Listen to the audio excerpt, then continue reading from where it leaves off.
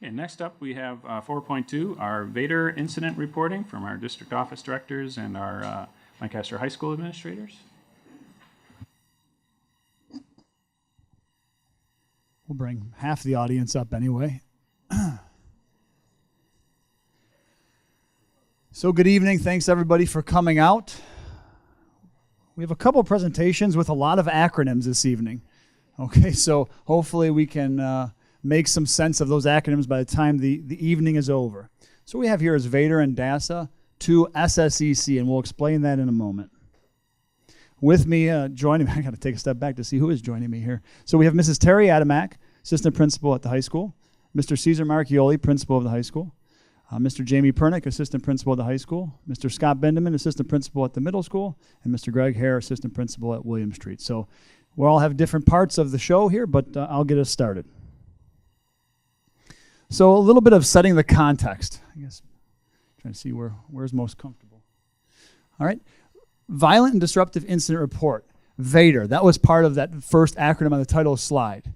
So for as long as any of us can remember, going back years upon years, this is a report to state education that we as a school district are responsible for, as is all the other school districts in the state. Reporting incidents that occurred throughout the course of the school year in which consequences were assigned. You may have heard of this next one, DASA, Dignity for All Students Act. That is an act, that's a piece of legislation. Why do we bring those two up and why were they connected in the title slide? Well, because those two things were from really different areas within our state. One is the education department, VADIR, and the next one is a piece of legislation. And those two, up until the second half of last year, have not been very well aligned, causing some difficulty across the state. So this presentation hopefully provides the bridge to where we are now with the School Safety and Educational Climate Survey, which is what we'll be accountable to report to the state going forward, and I guess in the second half of last year. Additional context. You may or may not recall there was a news story about the Western New York schools. About 134 schools in Western New York all had 0 incidents that were reported to the state, Lancaster being one of them.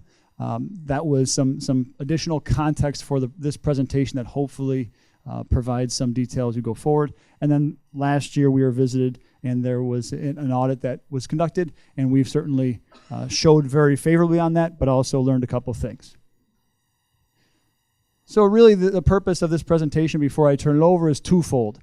To articulate what happens in this school when an incident is reported to any of our buildings. Right now we have William Street through the high school represented, but certainly we can include the K-3 buildings in that as well. Additionally, we want to talk a little bit about SSEC, that reporting system, and really highlighting the changes that are going to occur statewide and in Lancaster in terms of the number of incidents that could potentially be reported going forward. So with that, I will turn it over to Mr. Pernick. Good evening, everybody. I'm going to stand over here just so I can face the board and face all of you. So, as Dr. Kufel pointed out, hopefully after the information is presented tonight, you're going to get an idea of where the miscommunication is and where the confusion lies. After the audit, we found out that there was kind of some miscommunication as to how we were reporting, but one thing is for sure. The process by which we investigate incidents never changes. We have and we continue to investigate every situation brought to our attention with the same diligence, fidelity, and compassion we always have. So let me explain to you a little bit about when an incident is reported. Students will report incidents sometimes, and they will provide us general details. And those incidents vary in seriousness. They could be as simple as name calling from one student or students to another. They can be excluding students from a group that they normally or used to think that they were part of. They can rise in level to maybe a student harassing or threatening another student. All very variable, all different at all times. And please understand that the reporting of these incidents comes in all different fashions. Sometimes we have parents call us, sometimes students report it, sometimes a student will be walking down the hall and hear something that they think might be bad, so they report it. Sometimes we get notes put underneath our doors, anonymous notes that help us to understand that there might be a problem in the building. So they come from all different avenues. And it's important to note that once those incidents are reported, the first thing we do, and the most important thing we do, is address the well-being of the students involved. The victim, the alleged victims, the alleged offenders. We address the well-beings of the student. First and foremost, safety and security of that student is the most important thing, and the emotional well-being. Sometimes we provide supports at that point. If the incident is deemed as a serious event and the student needs support, we provide that, whether it be through counseling, a social worker, whether we have to involve the parents for some outside help. That is the first thing that we do when an incident is brought to our attention. Secondly, we begin the investigation. That's where we involve students that were involved in the incident, possible witnesses. We take testimony from people who might have information to report. Parents may report things. Those are the things that we gather in the investigation stage. And we talk to the alleged victim, the alleged offender, potential witnesses, and others. Then we start to gather evidence. And in this day and age, sometimes that involves social media, whether that be screenshots, texts, text messages to others, threatening her, harassing comments via text message or social media. We gather all that evidence together, and we put that together to come to a decision on what the next step may be, which could be consequences given when deemed necessary. And those consequences vary according to the relative seriousness of the incident. But again, it's important to note that we always investigate every situation, no matter how serious or no matter how threatening or no matter how negative in nature it is. We investigate them with the same diligence every time. Once that's done, then the phase begins in follow-up. We have DASA coordinators at every building, and we use those DASA coordinators to follow up, especially with the victims. They will go out and seek out, up to sometimes months down the road, to make sure that the students that were involved are receiving the support they need and are moving on from the incident. And that is a very important piece of this. As administrators, we are first of all educators. Our job is to help students to understand if they've made a mistake, how to make sure they don't make the same mistake again. So a lot of time after the investigation is spent with students, helping them to digest or understand why they made the decisions they made and how moving forward they could choose a different alternatives to the choices that they made. So we spend a lot of time working with students on that so that they're not faced with the same mistakes again.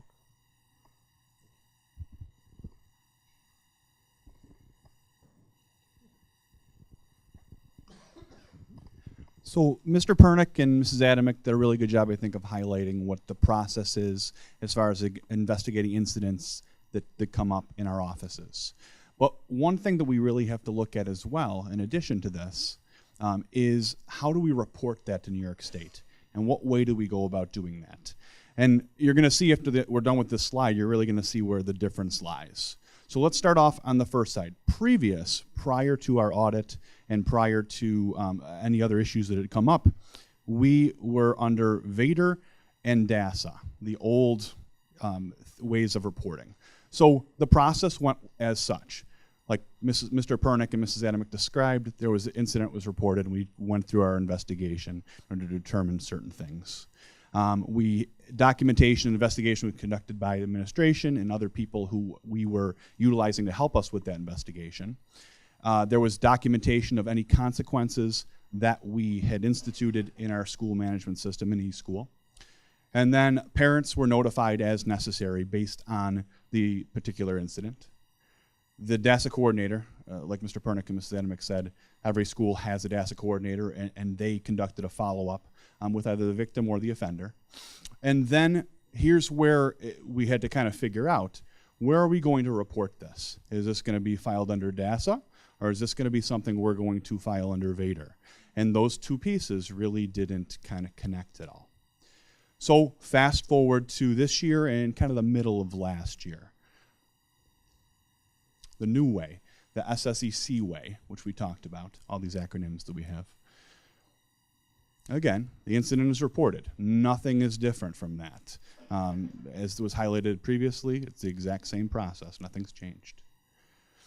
We're going to go through that same investigation and document all of our pieces that we need to for our process. We're going to, again, document consequences in eSchool. We're going to notify parents as necessary. DASA coordinator will follow up. And here's where it's different. Now, instead of being reported under one of those two and trying to figure that out, we are now looking at SSEC as the way we're going to report that incident. I'm going to turn it over to Mr. Hare now.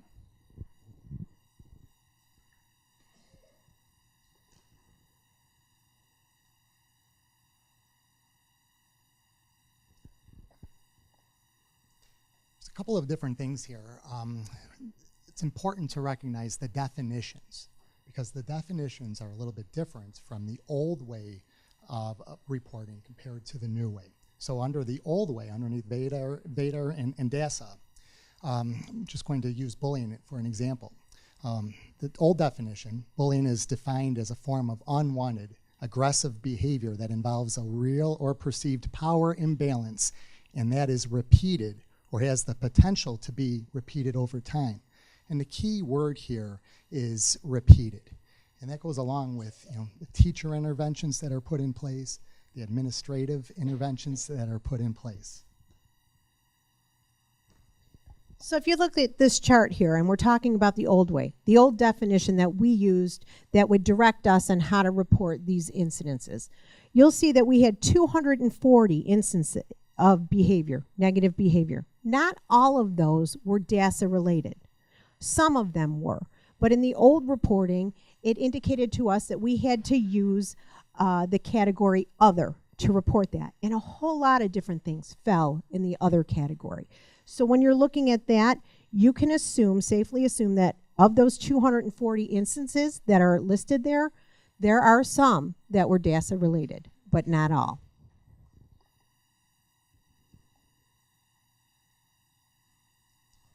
And this is the definition under the new SSEC. And you'll see it's a little bit different from previously. Here we have a definition of a single verified incident or series of related verified instances where a student is subjected to harassment, bullying, and or discrimination by a student and or employee on school property or at a school function. And the key phrase right here is a single verified incident. So as you can see, the definition is very, very different. So when we're going through incidences of bullying this year, end of last year, this year, you're going to see a rise in the number of instances that are reported, incidences that are reported to the State Education Department, SSEC. So I guess the reason why we're here is to let you know, when you see that rise, nothing has really changed here in Lancaster. We're reporting things a little bit differently than we have in the past. And the definition here is going to change how we react to things. In keeping in mind, and this is just important for you to understand because we were trying to wrap our heads around it ourselves. 134 schools in Western New York voted or put down 0 instances of bullying, the same as us. And it was brought to our attention last night, actually, that New York City schools were also audited. And this is one of the comments that came out of their audit. The audit found DOE maintains conflicting guidelines on what constitutes bullying. The agency's discipline code says bullying is a pattern of behavior, while the commissioner's regulations state bullying must be a single verified incident or a series of related verified incidences. This has resulted in an inconsistent understanding among staff, which influenced incident reporting. So what we're saying to you is, yes, there was some confusion between these two definitions, but now that we've sat down with SSEC and we understand better what they want us to do, we will continue with our diligence, with our fidelity, and working with kids and investigating every single incident that is brought to our attention.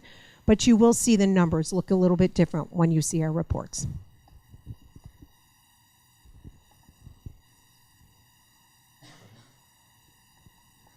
So, in closing, we want to talk a little about what happened with the NYSED audit. What happened was we had 3 people visit the high school. One person was given the entire year of 16-17's folders of discipline, and he went and did an independent audit, randomly looked through folders, and decided, and then made a report to us. While he was doing that, the other two people were interviewing administrators, our DASA coordinator, and getting some information from that perspective. We met with them, and eventually they provided us with a report. So we actually were looking forward to the state looking at what we did. We were very open with it, very transparent. So we were very excited to see how they were going to come up with results. So I have a couple quotes from them. The first one says, "The list of programs in place is reflective of what can be accomplished towards the creation of a positive school climate when there is a continuity in leadership and a coordinated K-12 approach." The reason I was selected to finish this up is because I've had the distinct honor of being an administrator in all three of those buildings, 4 through 12. I was an assistant principal at William Street, assistant principal at the middle school, and now my time at the high school. And I know I can speak for the K-3 buildings as well when I say that that is absolutely what we believe, and it was nice to have outside people come from Albany to affirm that. So they are saying that we have a district that is all about the welfare of children constantly. And well, while we will change with the reporting, because I'm not sure that the alphabet soup is over with, there might be another acronym that we're dealing with. We understand that because it's always about trying to grow and improve, and they're looking for data. But what we had to do is look and see, are we meeting the needs of the kids? And that was absolutely true from the state, and something that we already knew.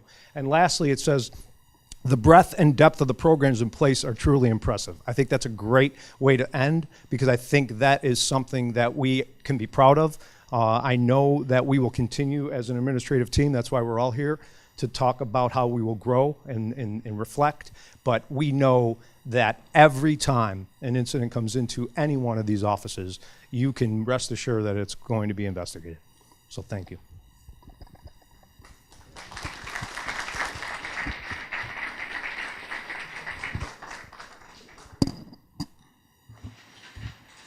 So just a couple comments on the presentation, and I welcome my fellow board members to chime in if they'd like. As an educator and as a board member, I recognize and appreciate the differences in the reporting having to do with incidents at all of our schools. And I also recognize that to people who have not had the benefit of a presentation like this and the articulation of the differences in the reporting, they may see these numbers as a spike, right? But that's, as you all were able to see, that's not the case. That's simply a change in the way that the state and other agencies has asked us to report these incidents. What I'd also like to recognize and mirror in Mr. Marchioli's comments is that what hasn't changed at Lancaster is we have a caring faculty and administrative staff who works tirelessly to come up with policies and procedures and works together to implement those procedures so that we can ensure the mental, social, physical health and welfare of our students and our faculty first and foremost. And that's been the case ever since I've had the privilege to be on the board and throughout both of my children's academic time here at Lancaster. So rest assured that we are going to continue to have incidents which require discipline and perhaps counseling and maybe outside agencies, but we are working diligently to work to the end where discipline, I read a parenting book one time where it's discipline from a parent, from an educator, in a school setting. The real ultimate goal of that is self-discipline, so that when that child grows up to be an adult, they can discipline themselves because they've been, under the tutelage of good parents and good teachers and good administrators. So we, as a board, have full confidence in Dr. Valley and his administrative staff and the teachers in their work to that end, and we look forward to the changes not that we look forward to the changes in the reporting, but we look forward to the further explanation and the articulation of those differences and the comfort that we have people in place that truly care about kids and work to ensure their safety. So does anyone else have anything they'd like to add? Pat, just real quick. I mean, I just want to reiterate, this is a shift in definition, right? So 134 other districts and districts across the state are going to be impacted by this because they shifted the definition. But that has nothing to do with the process and underlying sort of procedures that the administration goes through today. So I have the utmost confidence in our administrators and what they do and how they handle these incidents. How they get reported is a different thing, right? That's going to affect, the shift will affect everyone. So again, thank you for that riveting presentation, which I know was probably, but again, when you think about sort of allowing sort of the parents in the district to understand sort of what that means, and to preempt that so people understand what that means, I think that's really important. So thank you for doing that. And again, the reaction is perfect for you guys to go in there, understand it, and then shift how we think about it is important, but it's not going to change what you guys are doing on a day-to-day basis. And I think that's important for the community to understand. So thank you for all the hard work on that.